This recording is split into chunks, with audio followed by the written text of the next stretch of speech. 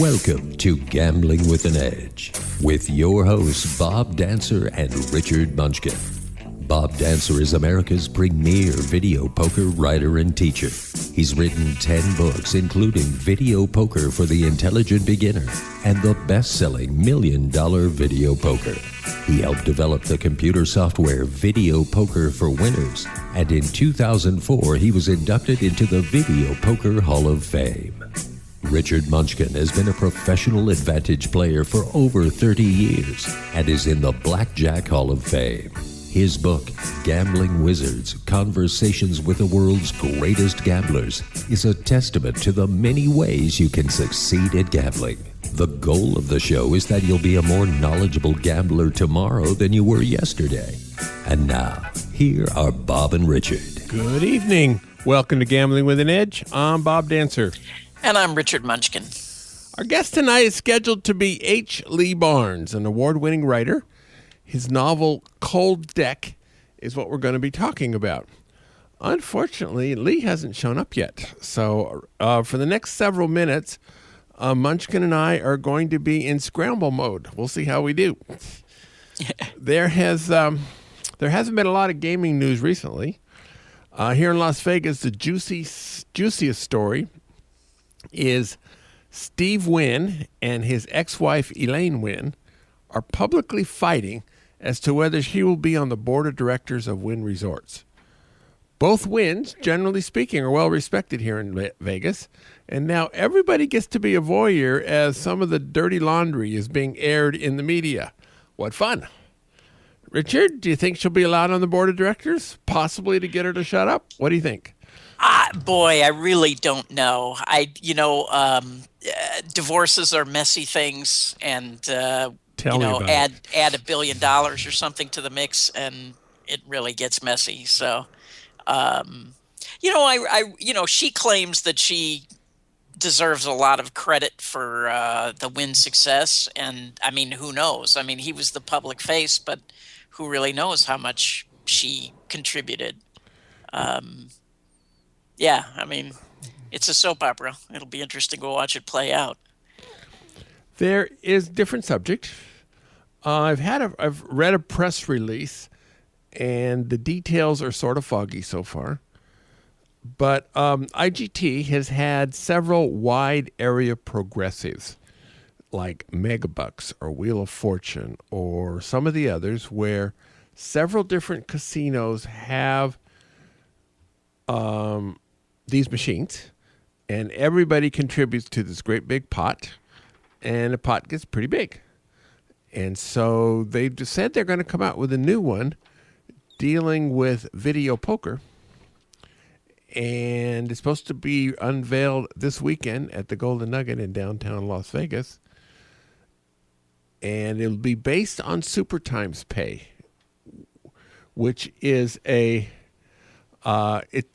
game where you get multipliers periodically.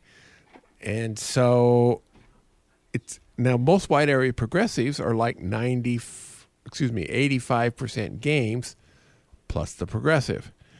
And it's hard to imagine video poker players playing that. So They're that bad, 85 plus the progressive? No, yeah, they start at 85 at reset. And when the progressive rises, it can get all the way up to 89 or something, still horrendous. Oh, I see. Wide area progressives are pretty bad. But presumably it's going to be something like a royal flush with a multiplier of 10. Or maybe a dealt royal flush with a multiplier of something. I don't know what the trigger for the alarm is. It has to be more common than every 50 million hands. And there's a number of possibilities, but how it's going to turn out, I don't know. We'll definitely keep you posted. I can't see me playing it, but I would like to become more informed about what this video poker thing is all about. I have some good news, Richard. Mr. H. Lee Barnes is in the studio. Oh, well, that's good to know. Yes. And so let's introduce him. H. Lee Barnes teaches English and creative writing at the College of Southern Nevada.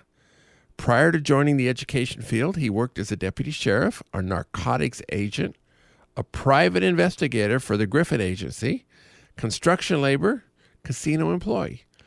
He served in Vietnam as a member of the Special Forces, Green Berets. He's a hiker, motorcycle enthusiast who regularly tours the highways of the Southwest and occasionally rambles down the inviting back road. That's a nice sentence. H. Lee Barnes, welcome to Gambling with an Edge. Thank you, and my apologies for being tardy. I actually talked to somebody outside and said they used to have a bunch of radio studios there, but they moved, so I had to go back and read the directions again. Oh dear. Well, all's well that ends well. We only had to fake it for a few minutes, and we're going to be fine. We're still faking it, right? Oh, I hope not. I hope not. We're gonna give you a chance to fake it for 5 minutes. Okay. About your book, Cold Deck. Why don't we start with you giving you faking a 5-minute synopsis of the book, and then Richard and I will ask you some questions about it. Okay, remember, folks, that this is fiction. It centers on a character named Jude, and the story begins, or the novel begins, if you will, the day that the MGM is burning down, and Jude is a dealer. He has his own notions about what he wants to do with his future, which include something like building cinder block walls and having his own little small construction firm and getting out of the casino business, which has been fairly good to him in terms of money, but is otherwise very dissatisfying. And then the fire occurs, and Jude struggles his way out. And in the process of struggling his way out, he kind of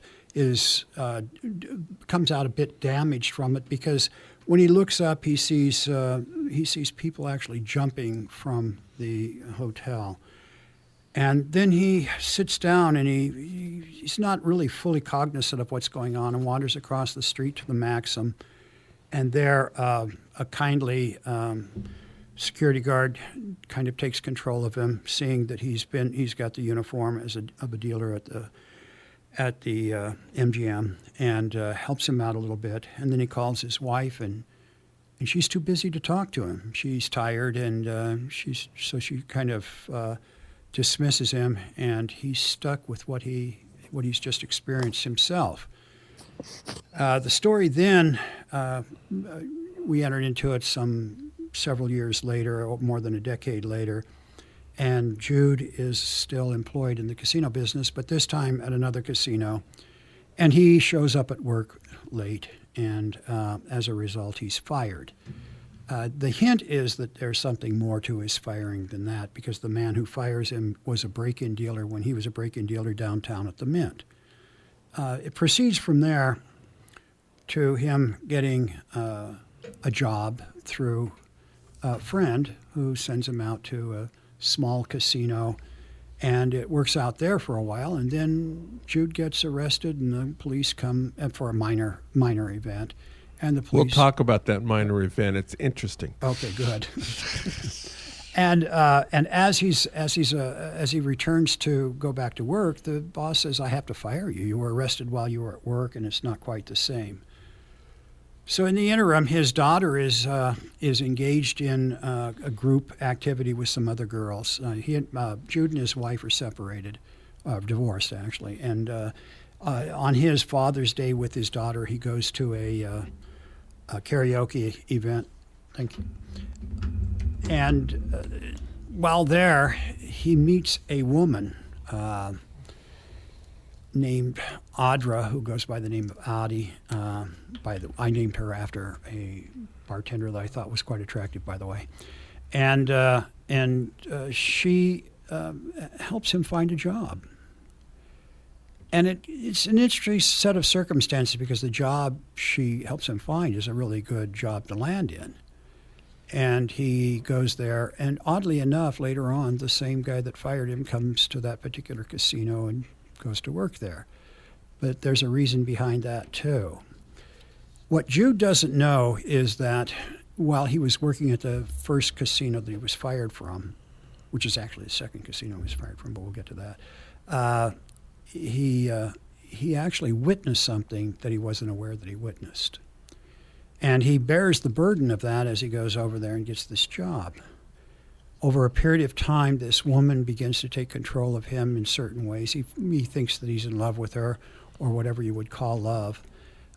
between two people who are so disparate and have different interest in mind. And she introduces him to this kind of nefarious character who is kind of shadowy at the same time. And they set Jude up so that he engages in a minor cheating scam, if you will, considered by virtue of what the profits are.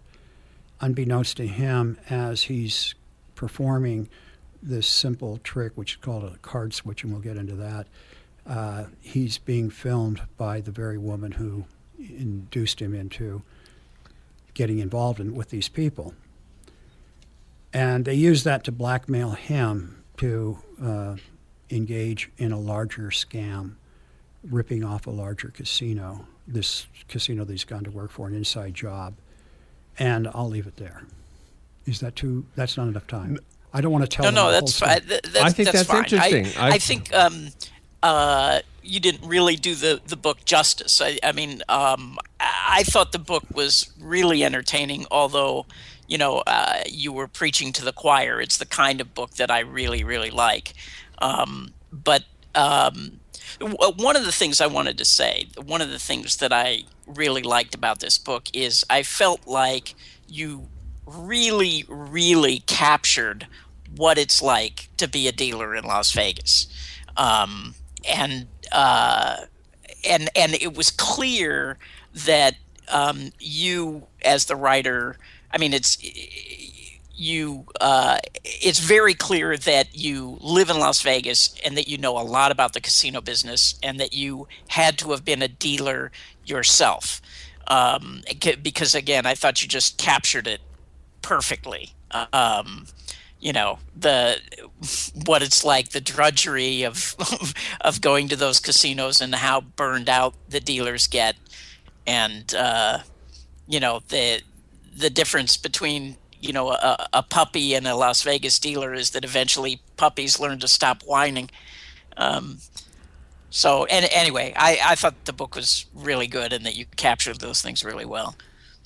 It's very difficult in a synopsis to really give a sense of what the book's about, but I certainly tried to capture the atmosphere of the casino and the circumstances of the dealers, the tediousness of the work, the nature of standing on your feet for off and on for 8 hours with short breaks in between, and then coming to tables where people blame you as a dealer for what their losses are, and many who win don't even appreciate that when it happens.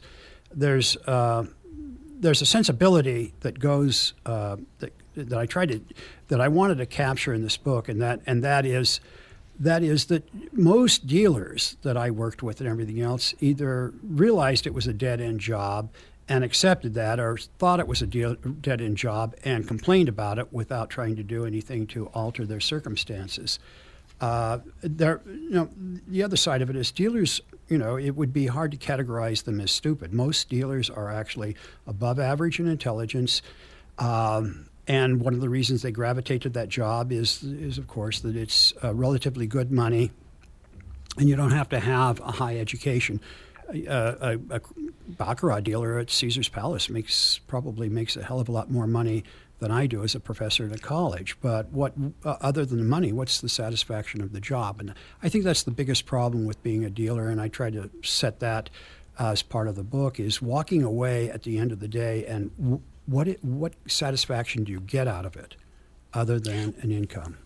When were you a dealer, and at which casinos? I was a dealer back when the world was flat. So no, I started the casino business in 1977. I think it was the very latter part of 1977. And I broke in at a place called Little Caesars. And if anybody remembers that, it was a nice day at the Little Caesars if you were a dealer, is if somebody didn't vomit on the table. And so I learned. I started off in craps there, and then learned blackjack, and then I went from there to the Mint, which is no longer the Mint; it's part of the Horseshoe now. And there I learned roulette, and so I spent about 7 or 8 months there. I don't remember, and then I went to work for the Maxim, which is no longer. I don't think it's That's even a the casino. West. Well, it's kind of the West. Is The it next Westin. door to the Westin, or is it the Westin? I think it is the Westin, but I don't know. Do they have tables? It's the Westin. Yeah. Do they have tables in there now? Yes. Yes. Yeah. Yep. When it opened, the Maxim was really a kind of a really beautiful, postmodern kind of rendition of a casino. They had all the glowing red rails in there where the stairs were and everything, and it was at the same time it was intimate, and it was kind of sad what happened to the Maxim over the years. But that's casinos. It's interesting because, and we'll get to this later, that you were a Griffin agent, and the Griffin agency had an office there in the Maxim in the late 70s, early 80s. I think it must have been in the early. I actually was never aware of that, but I've got story after story about the Maxim I've never told.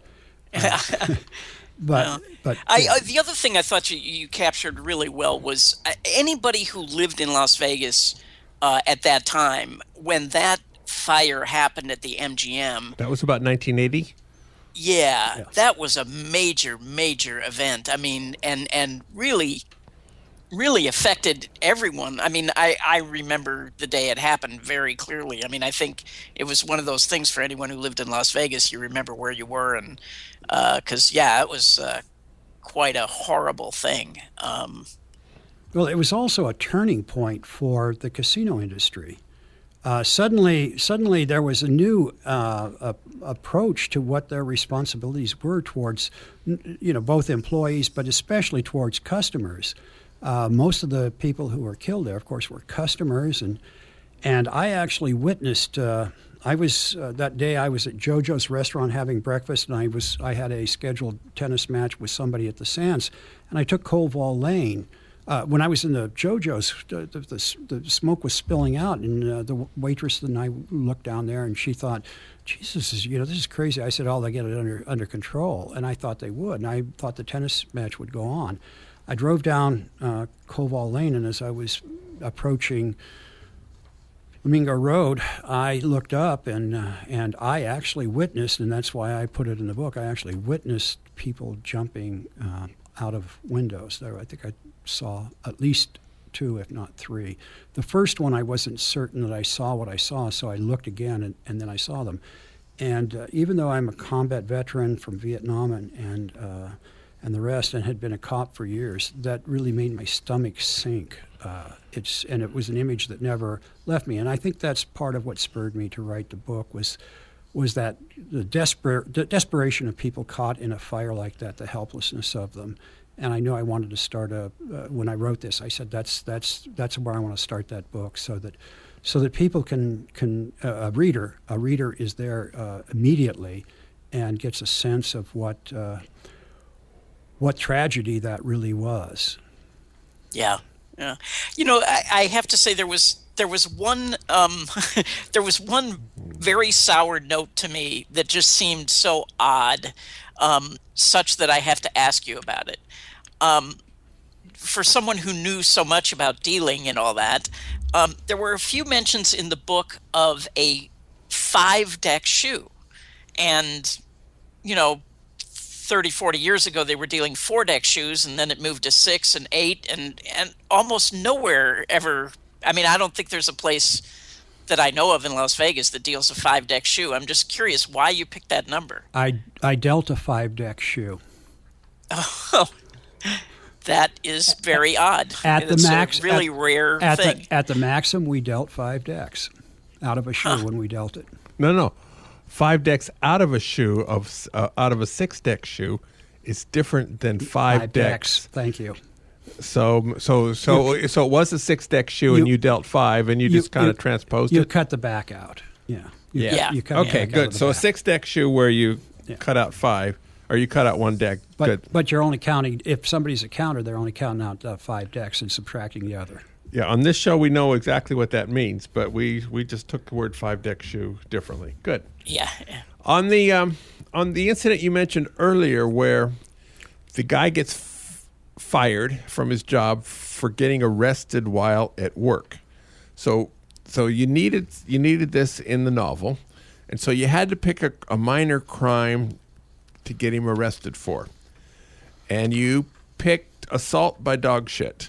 Now, can that go over the air? well, my producer just made a big jump, so he tried to get it, and I suspect he will. But oh well. So it happened that somebody walked their dog every night and let the dog do a dump on the lawn, and then walked him home. And one night, our hero Jude captures it in a baggie or something like that and follows him home and basically says, "You forgot this," and the guy didn't want it, so he dumped it on his shoe. So that's basically what the crime was. There are a lot of homeowners who would have a lot of sympathy for what Jude did. Of all the crimes you could have picked, how did you pick that one? It's quite simple. When I lived over on Wenatchee Circle, a young dog and his older master would come over, and he'd invariably have him do his business on my yard. I didn't know who it was. And then one time I looked out, I got home early, and I looked out, and there the business was going on. I went and got a plastic bag and put it in a plastic, turned it upside down, put it in the plastic bag, followed the guy home, knocked on his door, and I said, he came to the door, and I said, "Here, you forgot this." I didn't drop it on his shoes, but I just handed it to him. That's the kind of guy I am. I just want you to know what you're dealing with. I'm not normal. Well, it's okay. Normal people don't normally come on this show, so that part's no problem. But you were also had been a Green Beret and martial arts. You know, it's like messing with you would not be an intelligent thing to do for most people. Now, our character Jude wasn't anything like that. No, but it was a moment for him. That's also what it was. It was an expression of his frustration with. If you take that as a metaphor, he's gotten fired for something that was not his fault at all. He was a little bit late. That wasn't the reason he was fired. He'd been fired from the Maxim, by the way, which I also went through for no reason. And it was the whole sense that this wasn't the dog just dumping on his yard. It was the world dumping on him. And it was his only recourse against that, or he saw it as his only recourse against it. So he waited until that moment occurred, and then he acted. And it was a turning point for him because he was willing to act when he had to. And it kind of foreshadows what later happens in the book. Okay. There's a couple of scams in the book that are described. For those wannabe scam artists out there, this is not a how-to book. No. But one of the scams was set up by Jude's broken thumb.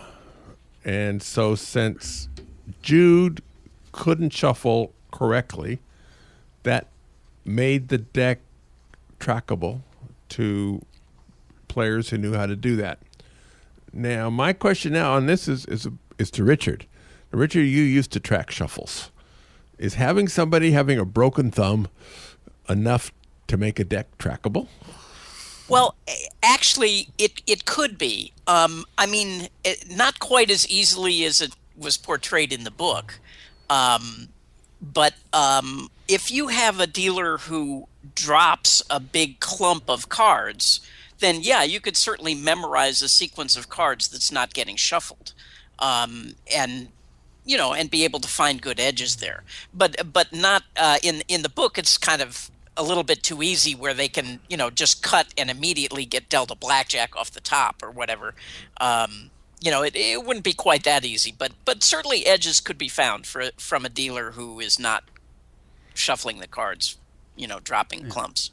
Yeah, we were, as dealers, we were very well aware of locators, that's what we called them, and I think that's probably, and the idea of clumping, and actually really alert pit bosses would, if they were paying attention, and very few were floormen, or floor person, whatever they call them now, Pit critters is what we call them on this show. Okay, that's good. That's good. If they're really alert and they're watching the dealers shuffle, they could probably detect dealers that aren't shuffling that way. But now that they have the shuffling machines in, I think, probably virtually all casinos, that's no longer the case, because you really get a random shuffle with those. But that of course was part of the reason that they had to go downtown in the book, is because they had to look for that's where the weakness is, and they had to place him in a place on a particular game in a casino where the clumping where he could do that.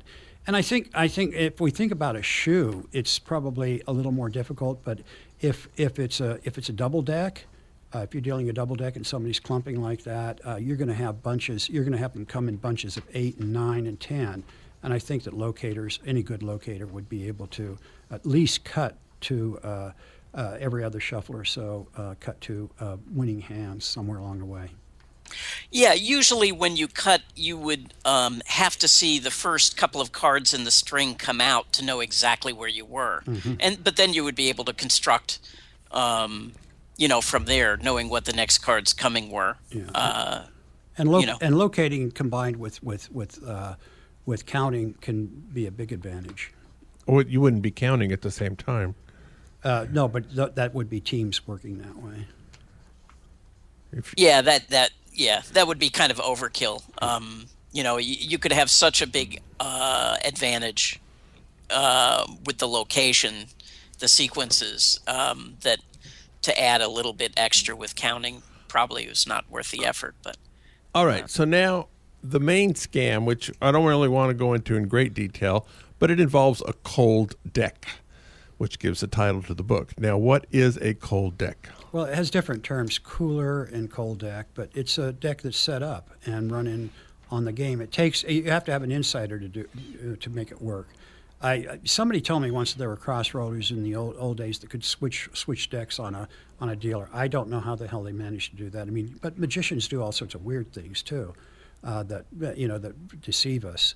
So, but a cold deck sets it up so that all the sequences in there are predetermined, and to disguise it, usually when they put in a cold deck, that not every hand is a winning hand, but they know when the winning hands are coming out because of the sequences, and it's just a matter of memorizing it. And usually they load the table up with as many players as they can, and preferably with at least one player who has a reputation in the casino as a high roller or a big player, so that can justify the win.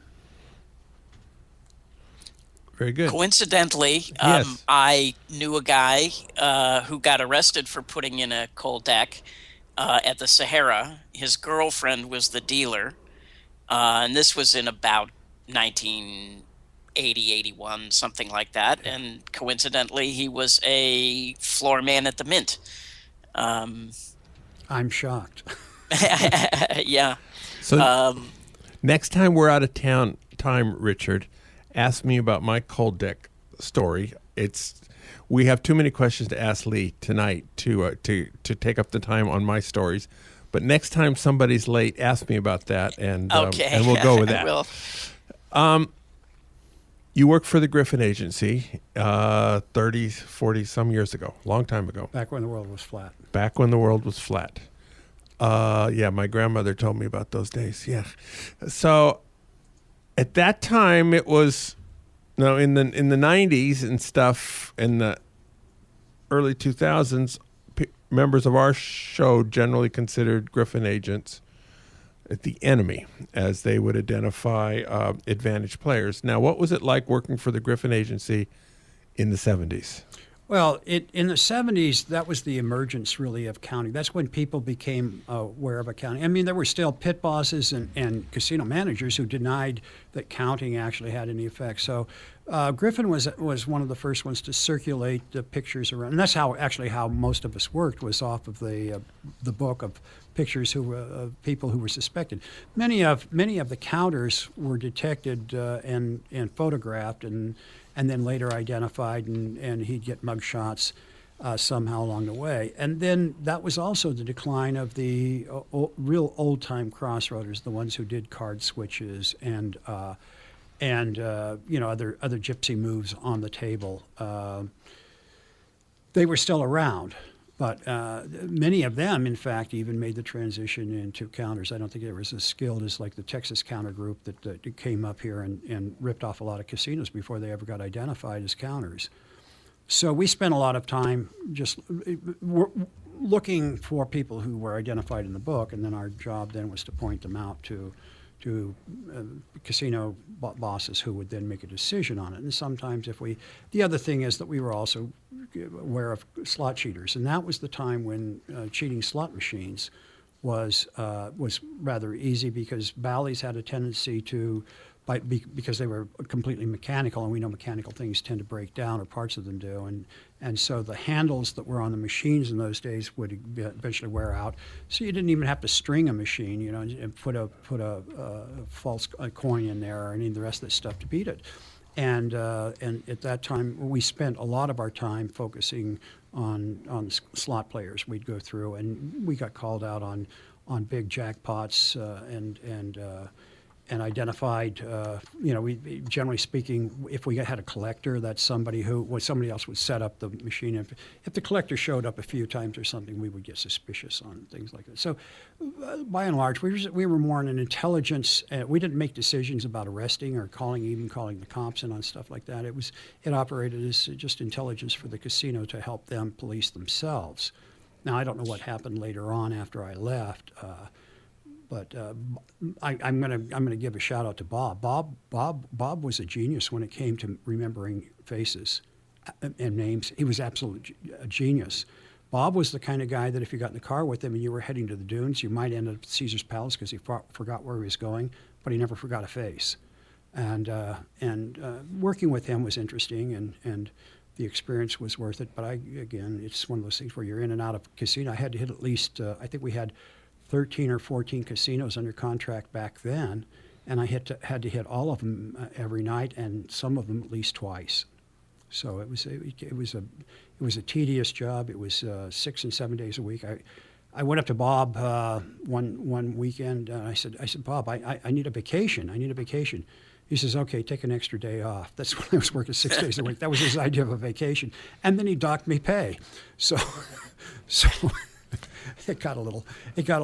Sounds like a nice guy. He was in his own way. He was a nice guy. I mean, because he and Beverly would sit down and have a meal someplace, and they'd call me over in between calls and say, "Why don't you sit down here and have a bite with us or something?" So, they would charge you though, wouldn't they? No, he'd pick up the tab.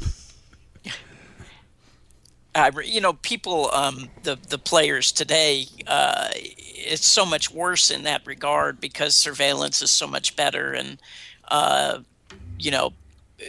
consultants can see things just over the internet and tap into the feed. But I mean, back then the casino had to pick up the phone and call the Griffin agency, and they would send someone over. And I remember in the early 80s, we used to pay people to, we knew where the Griffin agency would park when they came to each casino, and we would pay somebody, $10 an hour or whatever to sit outside and watch the parking space in case they showed up, and then come in and signal us that they had showed up, and, we'd head out the door on the other side. My goodness, you are a shady character. Yeah, well, I can tell Lee is shocked. Yeah. No, I wouldn't be surprised. Bellman, even when I worked vice for the old sheriff's department, Bellman would had signals where they would contact hookers inside the casino when we were working vice, so they'd scatter. It's very, very easy to drop $1 or a few dollars on somebody and corrupt them in the casino business. Yeah. But, our biggest complaint about Griffin was that he lumped card counters, which is a completely legal activity, in with cheats. And, he sort of created this impression that people who use their brain are the equivalent of people who are cheating the casino. So yeah, that may be true in a sense, but the other idea is that the casinos don't want to lose money, and one of Griffin's missions, of course, is to save the casinos money because they're paying him money to save them money. And so counters, and the other thing is that because his agency at that time, and specifically Bob really, was able to identify all these people, it put him in a pretty good corner for telling, actually informing the casinos. And now casinos have other ways of defending themselves against cheaters and certainly against counters as well. But I think Griffin's agency is still in operation. He's just not with it any longer. No, yeah, Beverly is running it. They went through a bankruptcy, but they've come Partly out of it. caused by a couple of our heroes on this show. Yeah. They finally lost some lawsuits for some of that. But There's one point in the book where Jude is a little bit late, and he's rushing to get to his place. And as he's coming up, a pass poster of a cheater at roulette is running away from the roulette table. The pit boss is saying, "Stop that man, stop that man." And he comes close to Jude, and Jude just steps back and lets him go. Now, you were a Green Beret. You were a martial arts instructor. If that had happened to you when you were a dealer, presumably you could have stopped this guy rather easily. What do you think you would have done in that circumstance? Well, it's kind of interesting because my attitude after I'd been a dealer in the casino many years was that I wasn't paid to do anything else but deal. I'll give you an instance. We had a fire at Harris. It wasn't a major one, but it was a kitchen fire and everything. And there was no plan to evacuate anyone. Security didn't even know what the hell they were doing. And I and another dealer who used to be a cop stepped out, and we started telling people, get out of the casino, do this, that's the entrance, just go out there and wait until the smoke settles and the fire department gets here and then you come back in, but please don't hang around here, because this was post the MGM fire. So the next day, the other, I can't remember his name, ex-cop, but he was a cop in New York, nice guy. We went up and we talked to the general manager. We said, you don't have an evacuation plan. What you should do is you should post instructions for given casino employees in each area of the casino, dealers, slot employees, that if there is a fire, that this is what they're supposed to do to the customers, because they didn't do that at the MGM. And we ran the whole thing by him. And he said, well, thanks, but and that never went anywhere. And that kind of sent a message to me that if you're paid to be a dealer, just be a dealer. And that's so when that happened with Jude, I wrote it that way. Now, what would I have done? I don't know under those circumstances. I probably would have brought him to the floor. And gotten sued. And gotten probably fired for doing it. Casinos are very, very bizarre places to work for. The rules are the rules unless they're arbitrary, in which case they apply them anyhow. Now, your novel, Cold Deck, ends in a satisfying place. However, there are a number of characters, and it would be kind of interesting to see what the next 2 or 3 years were like for those characters. Do you have any plans of making a sequel to Cold Deck, or maybe another novel in Vegas concerning Vegas that has nothing to do with Cold Deck? As a matter of fact, I have a cop novel right now with both. A police novel? Set in Las Vegas, yeah, sure. Uh-huh. And it does involve, in some way, it involves, part of it involves an internal burglary again from a sports book. You remember the old Churchill Downs sports book? Oh, Sure. yes. Yeah. Oh, yeah, okay. Well, we know that was mob connected, right? I mean, we think it was anyhow. Maybe that's just a rumor. So that's part of the premise of it, is that there's a large sum of money taken from there, and I'm not going to go into detail, but that novel right now is with both an agent in New York and with a small publisher. I'm hoping that the agent in New York does something with it, because I don't think a small publisher really knows what he's got or how to get it over the mountains. So I'll wait and see. The book business is a tough business these days. Oh, it's brutal, brutal. You can make more money cutting your organs out and selling them. Yes. Well, And it's very similar. When you sit down and here's a year of your life or 2 years of your life to put a book together, it's like I cutting an think organ out. some of my organs might be more valuable than others. Now, about the mob, there was, it was kind of implied in the main scenes happened around the year 2000, I think. And Actually, late 90s, but yeah. okay, and it was kind of implied that the mob still existed, and certainly the mob was a big part of Vegas through at least the mid 80s. Was it your impression that the mob still existed in the late 90s and or still exists today, or is that just fiction? No, it's fiction. Fiction. I mean, I'm not saying there's not residuals of the mob that might have had inroads somewhere in even some of the casinos, but not as they did. I mean, I think once Rosenthal got nearly blown up with that bomb, and Spilotro was killed, and they did the Aladdin and all the sham front men were kind of exposed. I think it went away at that expense. But still, there were a lot of people, even in the 90s, who had gotten their jobs because they were given favors by the boys, as we used to call them. And they were still around. And I also wanted to give the impression that the crossroaders evolved. The central crossroader in this case right here was a cheater who had become an eye in the sky man and had evolved into this. He understood technology. So I think that's what I was trying to create more than the sense of the mob. But crossroaders did work for the mob in some cases. Now, you're an English teacher. And an English teacher has to be in love with words.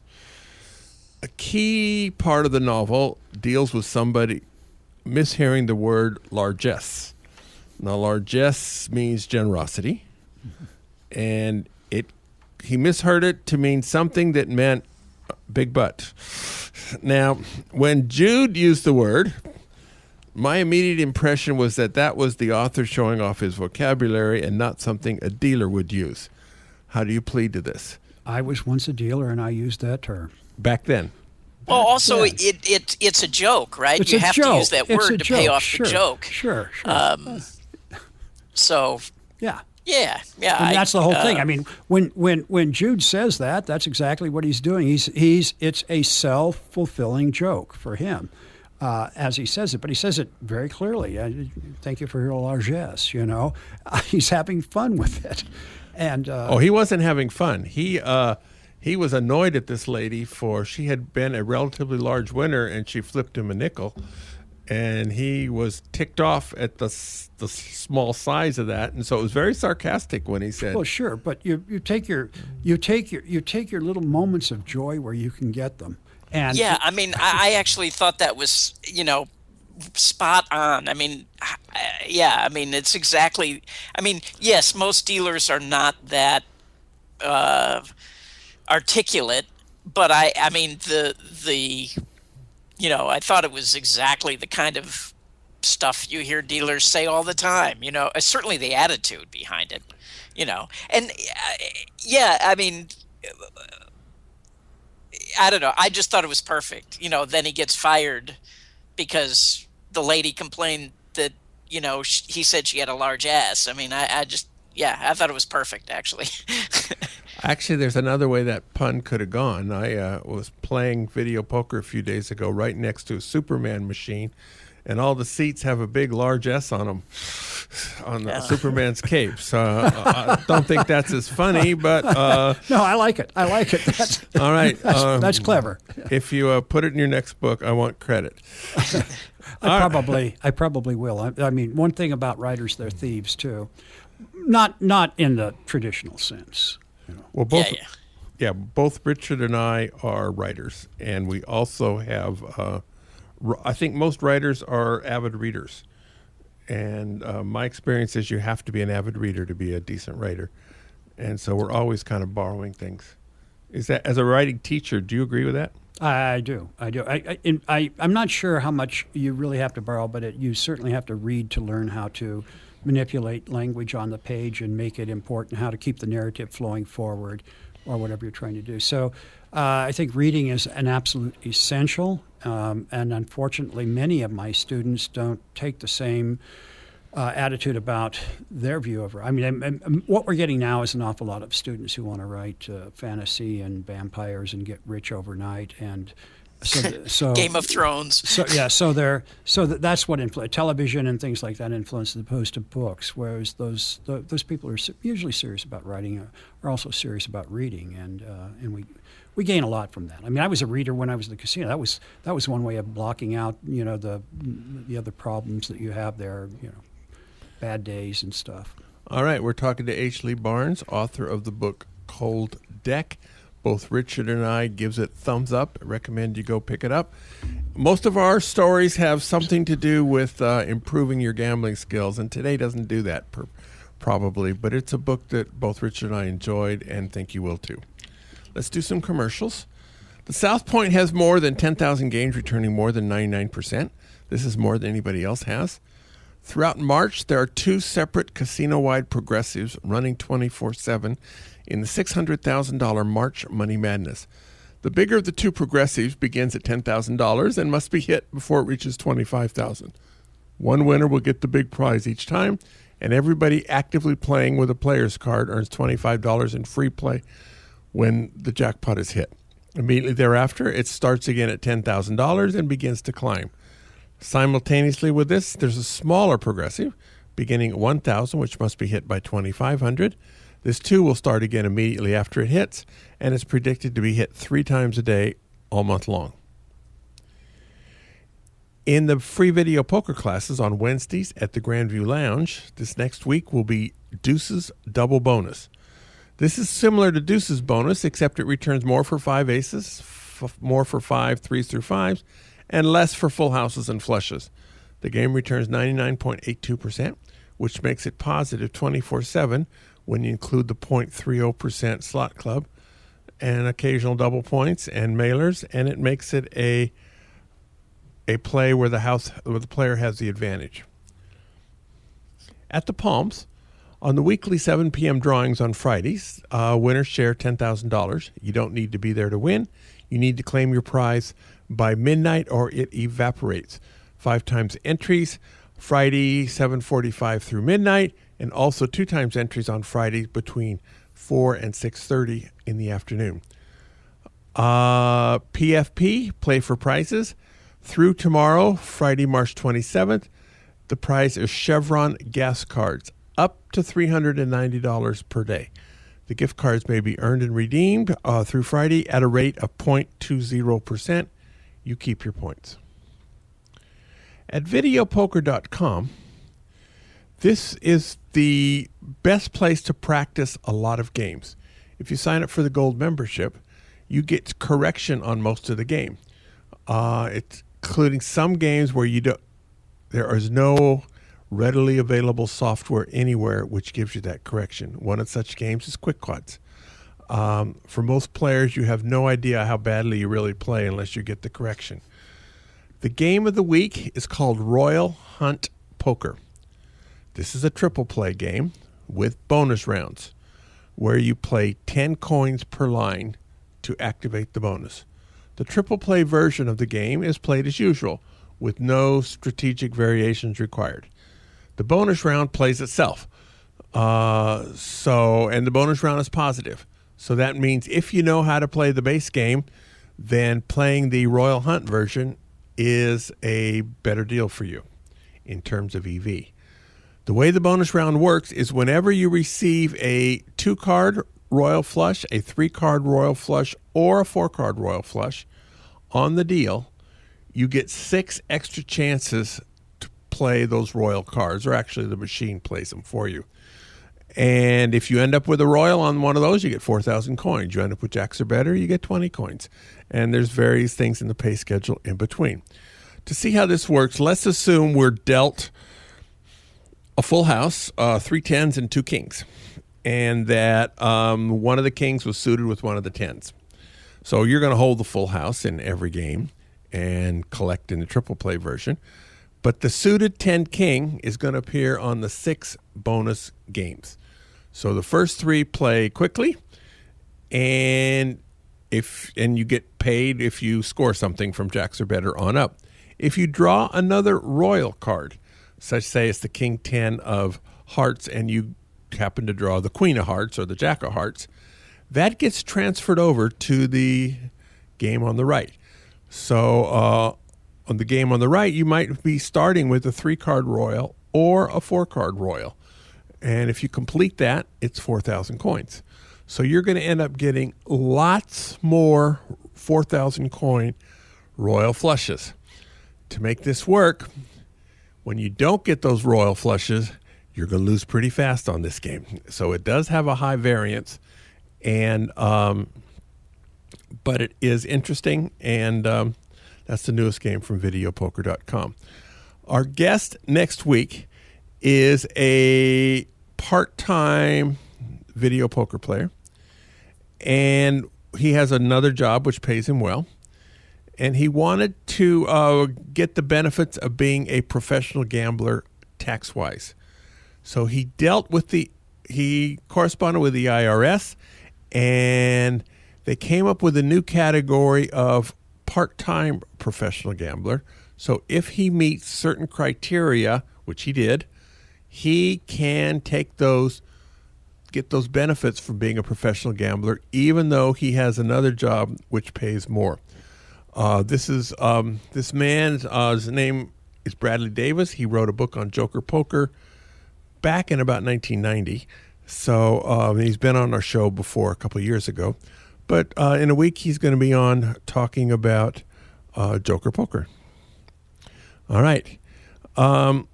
Lee, we got about 2 minutes left.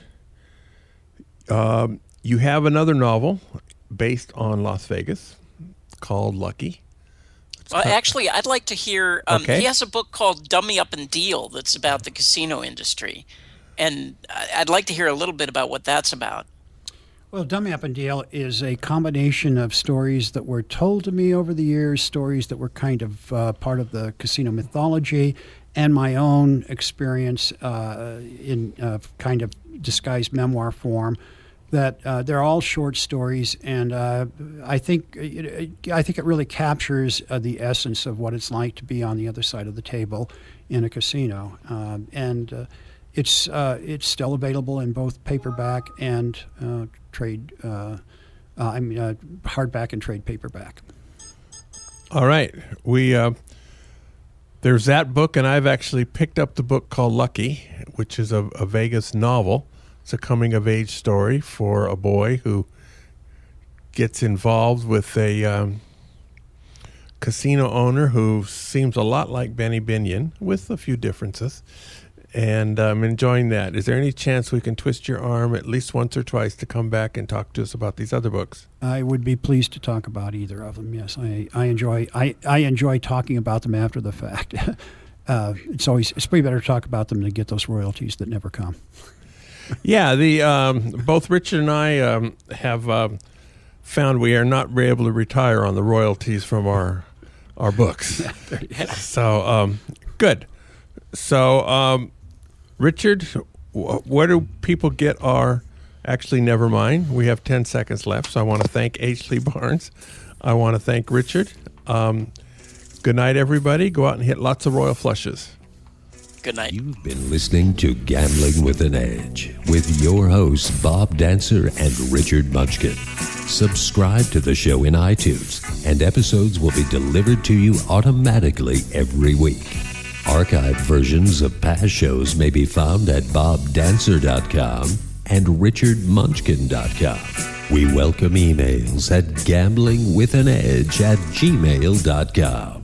Bob Dancer and Richard Munchkin are both available on Facebook and welcome your questions. The sponsors for the show are the South Point Hotel, Casino and Spa, the M Resort, the Palms Casino Resort, and the website videopoker.com. Join us again next week for another Gambling with an Edge.